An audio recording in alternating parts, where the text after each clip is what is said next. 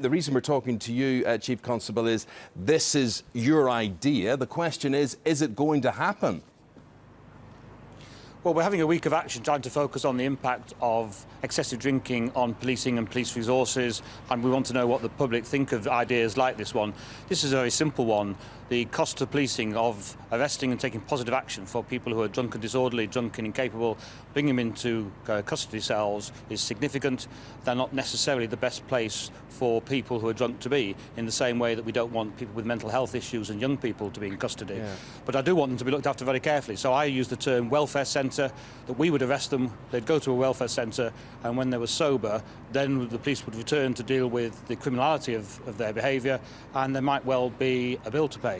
And I think one of the impacts of that would be a deterrent effect on people who choose to go out and get so drunk that they're incapable of looking after themselves. Well, I have to say to you, Chief Constable, I would say about 95% of people who've got in touch with us today totally agree with you. They're behind you with all of this. You've told me how bad the problem is out there. Could you possibly put a figure on what it costs you? I mean, you're talking about what it would cost the drunk.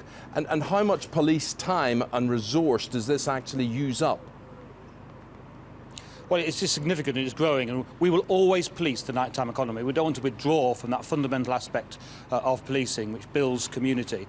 But the excessive costs of binge drinking and preloading has had an impact. So just for my own force example, for the nighttime economy, 10 years ago, we wouldn't have put any additional resources on. 5 years ago, we might have put 4 to 6 extra officers on. Now, on every Friday and Saturday night, that's 12 to 18 police officers, well, significantly more at Christmas and New Year. And your story, I know, is the same in every town and every city around the country. Nobody seems to be immune from this sort of thing. Let me ask you this. The government, they're talking today about spending £600 million on school meals for infants. Should they be really spending more money on social disorder like this and this drink problem? Would that money not be better spent? They found it for that. Shouldn't they be finding it for you? I don't think money is the solution to the problem. The government has given us new powers. We've got early morning restriction orders, late-night levies. We do a great deal of work with the Home Office to support partnership working to reduce the harm caused by alcohol. What we do want is society to give us a view about, is this the right use of police resources? Yeah. And on because that the resources very we point, put into the nighttime economy coming away from elsewhere. Right, the nighttime economy. This is a very good term. This is what goes on in towns and cities, and we're going to get some reaction now for you, Chief Constable. Charlotte has got that. Yes, because although the majority of people are in favour of this, they are sceptical about how it will work. Oliver says it'll create nothing but confrontation and violence. John says it's like a ticking time bomb in confined spaces.